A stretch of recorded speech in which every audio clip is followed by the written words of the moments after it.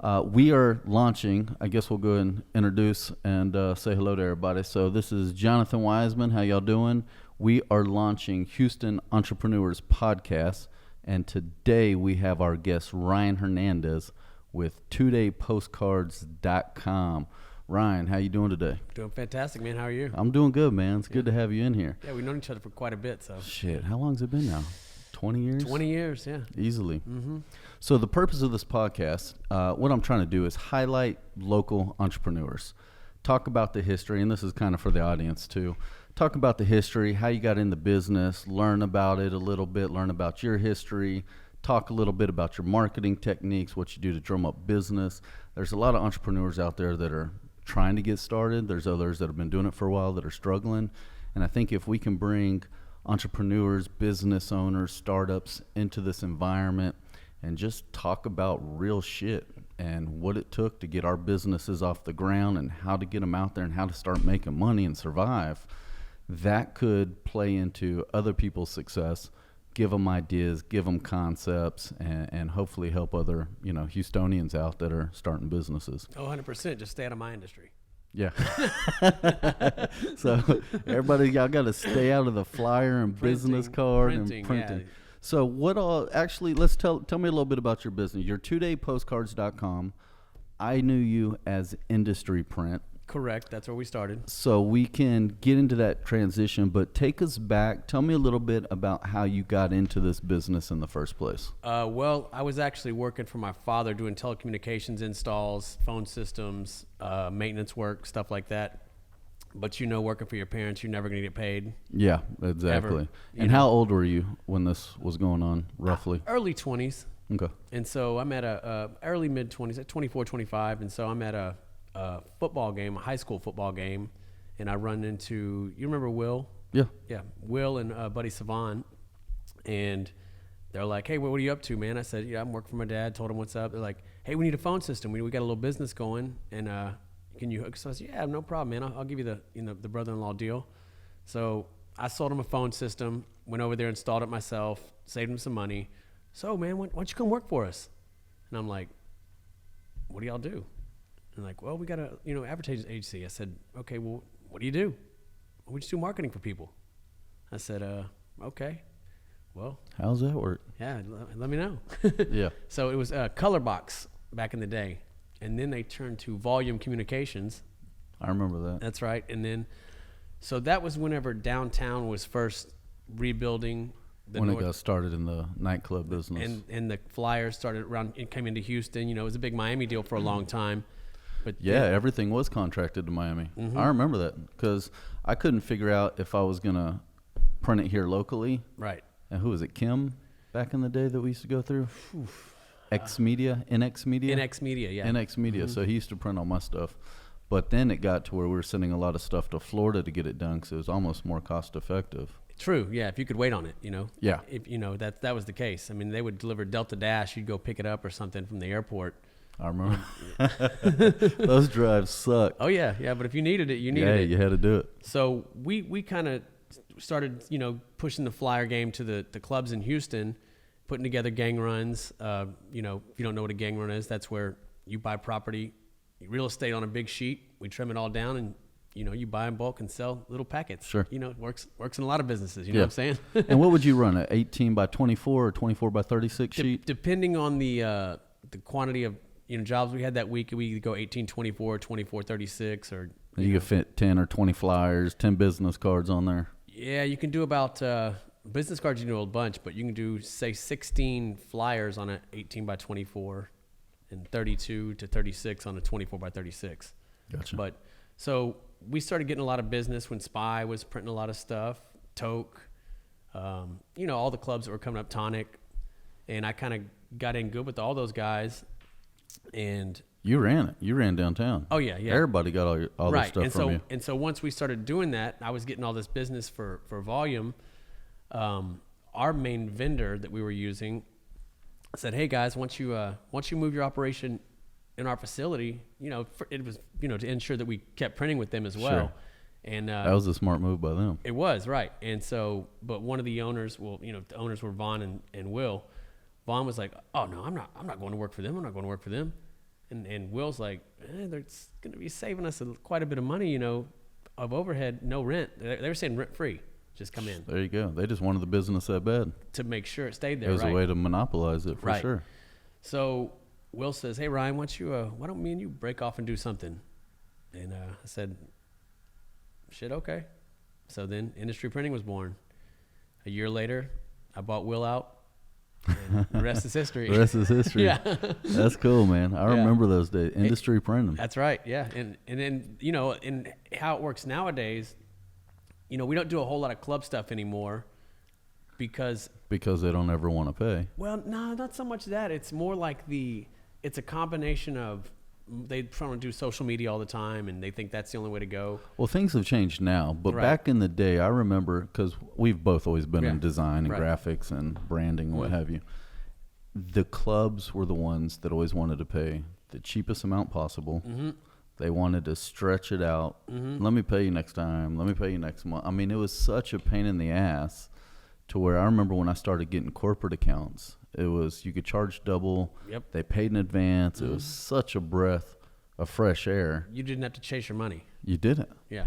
No, so it was, and I can't imagine now with social media where that's gone. What's got us a lot of business though back then was the fact that back then the clubs were owned by businessmen.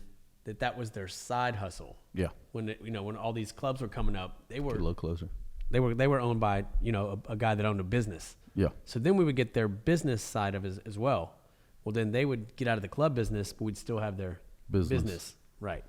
So then we started getting businesses and businesses and businesses, whereas clubs were getting smaller and smaller and smaller, which is okay with me. Yeah, weed them out. I spent a lot of time at 2:30 in the morning.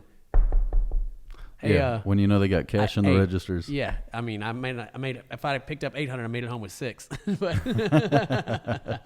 so, who were some of your first clients back in those days? Well, back then, I mean, Spy was a big one. Whenever they went out of business or got shut down or whatever you want to call it, they had about a $15,000 bill with me. Wow, that I never saw. Yeah, couldn't tell the feds to pay that one off. Huh? Yeah, I mean, I'm like they weren't listening. What about me, man? They're like, move along. I hear you. But go ahead. So, what were the marketing strategies back then? Was it just you being out there in the streets? Back then, it was beat up the streets. It was tag your flyers. Someone picks one up, says, "Oh, you printed this? Oh, 713 number? That's not Miami? Hey, where you at? Where you located?" I remember that. And I mean, we hit the ground running with about 8 clubs, and so it was nice because we just transitioned instantly to having business. We didn't have to, I took a lot of the clients that I had for volume with me. Yeah, so it wasn't like you were starting ground up. Right. I just moved on to my own deal. So. And did you see that transition from going from the nightlife business to corporate business kind of smoothly transition over, or did there get to a point where it got scary, got a little hairy, you had to, Yeah, I mean, there was a few times you'd write checks that you knew weren't good, but you knew by Monday they would be. So you hoped. Yeah, that's right. Yeah. You roll the dice a few times. We've all done that. Yeah, that's right. So what were some of the scariest moments in this process? I don't know that scary is a word. I think it's more, and I've always been driven by the fear. So if you're in that jam, I'm like, man, I got to get $13,000 by Thursday. Yeah. Well, then guess what? I'm getting $13,000 by Thursday, come hell or high water. If I tell my wife, I call it making miracles. Yeah. And I used to make miracles happen on a weekly, doesn't matter what business I was in. Yeah. It's you got a deadline, you need to make a miracle happen. Right. Get your ass to work and grind. And I think that's a lot of reason why people used me was because back then they knew if I said it was going to be there, it'd be there. If I had to sit up all night myself and do something or fold something or one year I stuffed CDs for Jason at Tonic for New Year's Eve. We weren't even in the CD duplicating business, but I could make a couple $100 off it. So I did it. You got in the business. Printed the inserts. Sat there New Year's Eve. Soup. Man, that's dedication though. But that's what it takes for business owners to get to the top. Yeah. And that's why you got these lazy motherfuckers out there that are sitting at home twiddling their thumbs, wondering why they're still sitting at home twiddling their thumbs. Exactly. No, I mean, it's tough. I mean, it's definitely, and kids change the game too. Once you have kids, you're like, man, I can't not have food on my table for this kid. I can starve for a few days, but I can't have him starve. Yeah. Yeah. Yeah. Mortgage got to be paid. That's right. Rent's got to be paid. Yeah. Hey, more money, more problems is no joke. It's very true. Yeah, because I remember back in the day, I didn't make half the money I make now, but I seemed like I had a whole lot more money than I do now. Well, yeah, a lot of less responsibility. Right. A lot of less liability. Less bills. A lot less overhead. Yeah. And, that's the thing, too, as you grow a business, you start getting employees and staff and all the other, liabilities or responsibilities that come along with it. You're not just responsible for yourself. When we were 20, 25, 30, See you at the club, see you in the morning. Yeah. And go crash wherever you needed to crash. Right. Now you got mouths to feed, and not just your own, but your employees. I mean, how many staff members do you have now? We have 3. And so you're in charge or responsible for those 3. Right. Plus however big their families are. Right. Oh, yeah, and that's something you have to worry about, Yeah, because you're feeding all of them. Mm-hmm. Yeah, it's one of the big things I take into consideration when we make business moves is not just how's it going to affect me and my family, but how's it going to affect everybody else that works for you now, previous, or potential employees in the future. Yeah, their checks come first, and then whatever's left. Staff always gets paid first. That's right. Because no staff, no business. That's right. Yeah, definitely something you got to learn along the way. Mm-hmm. So at what point did you switch from industry printing to Today Postcards? Because now you're Today Postcards. Yeah, Today Postcards. Yes, exclusively. I think it was in 2006. We were looking, that was whenever people were building websites to start doing even more e-commerce. We were seeing like the 48-hour prints in Miami and the, what was one of the other ones? Next Day Postcards. Whatever, right. Yeah. So we just got lucky and ran across Today Postcards had not been taken yet. So it was kind of like that's about all we got left in that little. Yeah, the little niche of keyword URLs exactly to right. pull from. Yeah, right. Yeah. 48 hours gone. Next day was gone. But same day. Yeah, same day was gone. But that's all right. We don't want that though. 2 days fine. And it actually worked out for us because of our print schedule that we could knock out anything in the 2-day turnaround because of how we printed. I remember it was every Tuesday and every Thursday. That's right. It still is. And I knew that I used to get my shit in 2 days, no matter what. I send it to Ryan. Yeah. Oh yeah. If you need it, you send it to me. We're not the cheapest. And here's what I hate. Hey man, I can get this online for this much for X. Oh, you can? When do you need it? Thursday? Okay. I tell you what, you go back to that site. You tell me what it's going to take to get it to you on Thursday with shipping, and I'll match that price. Yeah. And then we're good. Yeah. And they're like, hey, they quiet up real quick. Yeah. Never mind. Yeah. You don't hear from them. Yeah. How have you seen the use of social media, Facebook, Instagram? How has that affected your business, from the nightclubs that were using it, or even corporate America that's, typically would use print media, because you also do direct mail. Right. Mm-hmm. So you'll drop ship flyers to anywhere across the U.S. You provide mailing lists and stuff like that. Yeah, we'll actually mail them for you. So, you from everything from design to print to hitting the mailboxes, we'll handle everything. You don't have to touch anything. If you have your own list, we'll we'll use yours. If you need a list, we'll build one for you. And that's one thing that I've noticed with some of my clients, and just from being a digital marketer, I know that direct mail is down 80% as far as effectiveness, not necessarily who's buying and still doing it, because typically the business owners that are 50 plus, they're still believing of what has worked in the past and what they've known for the last 30 years. Sure. And direct mail is there. So I know it's still a viable business and a money maker, a revenue stream for you. Well, it's ebbs and flows though. Like it was dead for a while. Was it? Yeah, and it did hurt, but it's come back now because nobody wants to open an email anymore. They're scared to. Yeah. And so that fear of getting a virus, getting malware, getting all your information stolen has helped the direct mail business come back a little bit because they know they can open their mailbox and nothing's going to get them. Yeah. No, I get it. And newsletter marketing has dropped just as much as direct mail marketing has. Right. People just now are getting into automated newsletter series and automated email campaigns. And, it's, MailChimp, Constant Contact, whoever y'all are using out there, the open percentage rates are down where they used to be 70, 80, 90%. I mean, you're lucky to get a 25, 28% open rate these days. Oh, for sure. So I completely get it. Yeah. And I can see a lot of it why it's going back to direct mail. but it'd still make me think there's so much trash and coming in that mail. Well, what it's done is it's, and you know this, it's turned into a three-headed monster of marketing. You can't just do direct mail. You have to do a little social. You have to do something. Yeah, you got to piece them all together. Tangible. And now, are you seeing, because I know that in your brochure, you're offering a lot of different stocks that aren't really typically available to the general public or from most printers. And I would think that that might be, kind of one of the niches that's going to help you get noticed in somebody's mail is the velvet. Oh, yeah. It helps out a lot. The thing is that what they don't understand is that stuff not everything's in 2 days. Yeah, sure. Rome wasn't built in a day, and badass business cards weren't built in 2. Yeah, I get that. Yeah, so, for sure. Yeah, but I mean, everybody's like, well, I need it by Friday. So what are people doing to stand out creatively so that, what would you tell a client or somebody that's listening now that wants to do direct mail where there's 50 people doing the same direct mail, they're still using half page or quarter page flyers. What can somebody do to stand out? Well, I think in a mailbox of 20 direct mail pieces. I think the size helps out a lot. I would do a bigger postcard just because it's going to stick out and not get lost in the shuffle. I think design is key.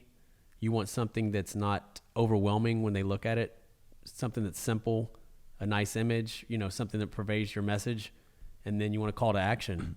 Sure. So that you can get, that's, basic marketing 101 stuff. But I think the design goes into really making it effective. Yeah, and I think you said it, keep it simple. Yeah. That's one thing that I see from a lot of business owners is they feel the need to put every single service or product detail or my company history, my mission statement, my product. Nobody cares about this shit. No, they don't. Simple, dummied down. What are you going to do for me? Get right down the sales funnel to a call to action. Tell me the 3 things that you do. Build credibility, get my interest, and give me a call to action so I can call you and get more details. Right. Well, and like with our business, typically it's hard you don't want to flood the market because not everybody needs or wants printing. Typically people are looking for us. So what we have to do is when they go looking, just give them a little snippet that makes them go, oh, fast and cheap. I like that. Yeah. But also, they want quality, and we've always provided quality as well, which a lot of people don't understand is not synonymous with printing. You can get a lot of crap. So other than flyers and business cards, what all types of stuff are you seeing nowadays in that market? Because for people that own their own business, and what are people using? What's working? What's getting return on investment? What are you seeing out there in the industry? I'll be honest with you. I don't know. You just print it? I print it. Hey, I appreciate the honesty. I mean, honestly, we're not a full service marketing agency like yourself. So what we are, we're a printing company. Yeah. And a lot of times people come to me and they say, well, what do you think I should put? I say, hey, that's your business. You're not paying me for that. And if I charge you for that, you wouldn't want to stick around. Yeah. You bring me what you want. You bring me your information. I'll make it look great. Yeah. But you're not paying me to think. No, I love it. I mean, you're producing the collateral for them, not the marketing strategies. No, that's not what we do. Yeah. And so a lot of people get confused. They're like, well, I thought, well, there you go again, thinking. That's cool. So from your perspective, and not other people's business, but your own business, how has the whole internet wave, the social media wave, has that affected you over the last 5 years, the last decade? Have you seen a dip in business, a rise? Where are you at now? I'll be honest. We are down about 15% over the last 3 years. And I think it's from a lack of staying with social media.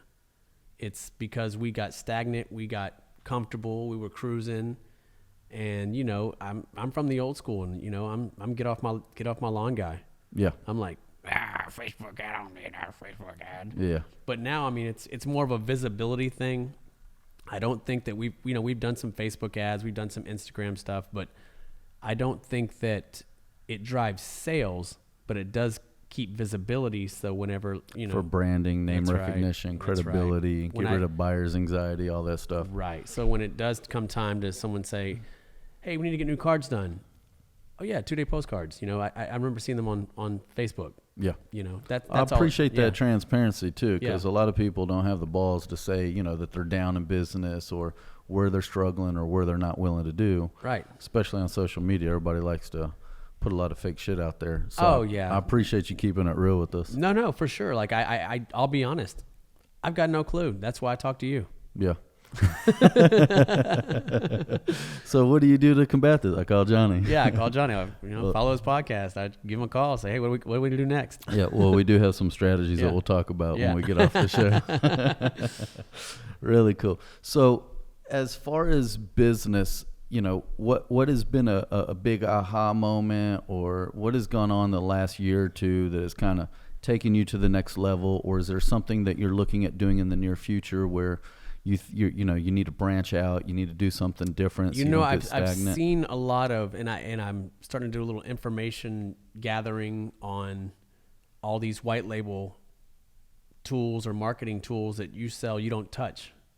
And so I don't know what it is, I'll be honest, but it's an extra stream of revenue that I'm looking at. So it may be something we offer in the near future. Something where you're looking to offer white label services to others? Well, no. We're using white label services and selling it. You know what I'm saying? I mean, if it works, it works. If it doesn't, it doesn't. But give us an example of that for the audience. Well, for instance, I come to you and I say, hey, I want to start offering social media marketing or digital marketing services, but I'm going to offer it under 2-day postcards. But you're going to contract us to do it. That's right. Contract somebody else to do it. Right. Yeah. And I say, can we make a deal? Yeah. And that's, very similar to, that, and that's one thing that I've got to mention to you is doing affiliate programs Right. and influencer programs and adding that, it's once you go from a localized service to where you can be a nationwide service and sell something globally through e-commerce, it's completely different business strategies. 2daypostcards.com is online. What portion of your business would you say is local versus what you're selling online right now? It's probably 80-20, 80 local, 20 online.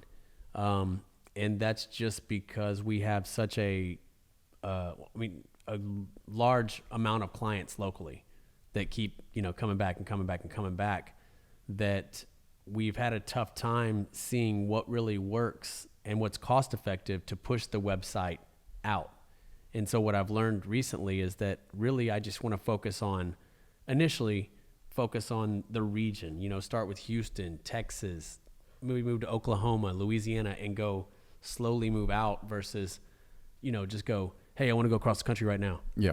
Because it's really not cost effective to do that. Yeah, you spend your marketing dollars then. Mm-hmm. That's something a lot of people don't realize. It's my boy Judge says, go narrow and go deep. Right. And start within a specific niche. Right. Corner that market and then move slowly branch out. That's right. You got to make sure you get a return on investment Yeah. and don't spread yourself thin. That's right. You gotta earn the block before you earn the neighborhood. Definitely. Yeah. So tell me a little bit on services. What are some of the top questions you get asked when people call you for your services? How fast can I get it is the main thing. Then you have the clients that actually want something in specific. They say, can you do this? Can you do foil? Can you do raised print? Can you, do you offer design services? A lot of people don't realize we offer design services, even though, it's clearly stated everywhere we've ever marketed, print, design, mail, everything. Yeah. I guess Print. They didn't get past the word print. that's it. Yeah. That's all they're looking for, which is fine. I mean, if that's what they're looking for, then we'll do that. Where do you see most of your margins at? Do you see it on the print side? Oh, art absolutely. side? Absolutely. I'll be honest. We offer design, but I have not paid my designers salary in about 10 years on design. It's just a service that we get a lot of printing with it. So if you combine the two, then yeah, it's been paid.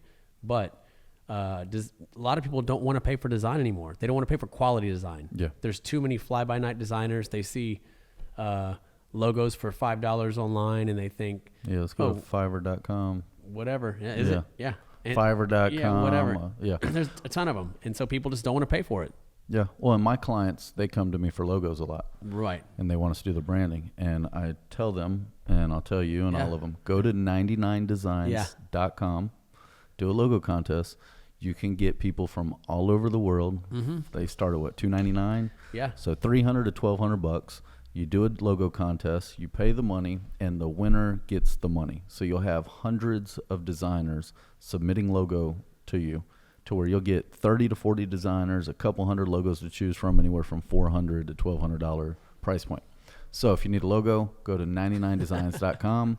We'll manage the process for you, but we're not doing logos. It's do what you specialize in, right? Right. Yeah. And at the end of the day, if you're trying to give your clients the best return on investment or the best opportunity, do what you're good at. And not only that, if someone comes to you and says, I want a logo, and you say, okay, our logos start at $250, which is nothing. Yeah, nothing at all. They're like, $250? And I'm like, well, yeah. I said, how much money do you plan on making with that logo? Yeah. I mean, Your logo, your brand is your storefront. Right. It's like you're not going and buying $100,000 build out location storefront. Right. So yeah, you got to start somewhere, buddy. Yeah, you got to invest into it. And that's very important for the audience to know is, it's your logo, your brand, your website. It is your storefront. Right. Your print media, your marketing materials, your flyers, your door hang. I used to kill it with the door hangers you did with me. Oh, yeah. That was one thing a lot of people didn't do is the little hole cut out door hangers. Right. It didn't matter what you were selling. You could put door hangers on. Anywhere. We actually used to run a little side hustle called Industry Ad Group. And what we did, we sold door hangers, but it was perforated, had coupons that went down the whole thing. So there was, say, 10 coupons on there, sold it for, $500 a coupon, did 5,000. And, you say, hey, for $500, I'm going to hit 5,000 homes for you. And y'all just went past them out. That's it. Well, we hired someone to pass them out, but sure. But still, I mean, and you start looking at the numbers on that, and if you could actually scale it across the whole city, you're talking serious money. I think that's a great topic you bring up. So why did that succeed or fail? I was spread too thin. It sidetracked you. That's it. Yeah. That's one of the the biggest things I've learned in the last 2 years. I won't get into detail about it, but don't spread yourself too thin. Yeah. Yes, I could wear 15 different hats, and I know many people that can, including yourself. But as soon as you try to wear all 15, you are losing focus. I'd rather succeed in 2 than fail in 10. Exactly. Yeah. Absolutely. Yeah. So that's great information for the audience is focus on 1 or 2 things. Go narrow, go deep, go niche, keep it simple. Don't spread yourself too thin in your marketing dollars. Yeah. Because every different product or service that you have, requires every money. different page on your website, it requires money to kick that shit off. Right. So keep your money close, keep your shit niche, keep it tight, and you'll be a lot better off that way. So you were talking about employees earlier, and for the audience to know, what type of structure do you pay and this is something I love learning about different people. How do you pay your people? How do you decide when to give bonuses, when to give increases? When is it going to be salary versus commission based? Where were you? How'd you start 10 years ago? And how'd that graduate? Well, with to my where you are now? designers, I've always paid them salary. Okay. I say designers. Nicole's been with me for 13 years now. She does everything. Yeah. Yeah. I mean, she's my ace. Yeah, she has been. Yeah. I know Nicole very well. What's up, Nicole? Yeah. But she's always been salary from day one, straight out of, it's her first job out of Art Institute. Wow. And so let's talk about that real quick, and we'll get right back to Nicole. Did you originally, and that's one thing that we talked about doing, but we never did. Did you scout out of the Art Institute and bring in the interns or go to their shows? Yeah, we went to the shows. We looked at the their projects they did for their show. We realized that took them 6 weeks probably, but I'm looking for something in 6 hours. Yeah. So what we would do is we'd bring them in and say, hey, we'd pay them, but we'd say, hey, we're going to let you work for a week. We're going to see how you do. I mean, see how you actually handle the pressure of really having to get something out, meet a deadline, and then we'll give you a call or we won't. Yeah. So you'd start them off in an intern type position at low pay, and if they worked out, they did, and if not, beat Typically, it was just a week trial run. We'd know in a week. Okay. I mean, you know how fast our stuff moves. You know in a day. Right. Yeah. Yeah. Exactly. But Sure. we sometimes we attune it to nerves. Maybe they didn't. Give them a little room room for growth. Yeah. For sure. Yeah. I get it. But Nicole, I mean, she's right out of the box. She was just killing it. So she's still here. She's still there running your shit. Yeah. So you get to go play. Man, I wish. It's funny. I used to play a whole lot more than I do now, but I think that's just. Well, you travel a lot, and I Right. want to bring that up, and I know it's for your son, Yeah. which is amazing. A lot of people think owning your own business means guaranteed you work what Right. hours you want, you get to do what you want when you want, you're making all this money, and they, they see you on Facebook traveling with the kid, going to all these BMX races. Oh yeah. And they just have this. Guy doesn't work. He just wakes up and goes and gets on a plane, drinks margaritas at Hobby Airport. It's so easy. Which I will be Thursday. It's so easy to. Yeah, it's so easy. Just wake up, man. Just pack up and go. I hate traveling, by the way. I hate it. So Nicole and this amazing business that you spent the last 20 years building. Mm-hmm. So it's not until now that you're able to take a little bit of time off, and it is still normally the weekends, but you're right back up to work. So what does that work schedule look for you now on a regular basis? So my day goes like this. Wake up about 6:37 and I eat some breakfast. First thing I do is walk to the computer, look at my emails, sit down, answer anything that I need to answer immediately. Then the morning time's kind of my time where I actually get to chill for a second. So I'll chill till about 8:39.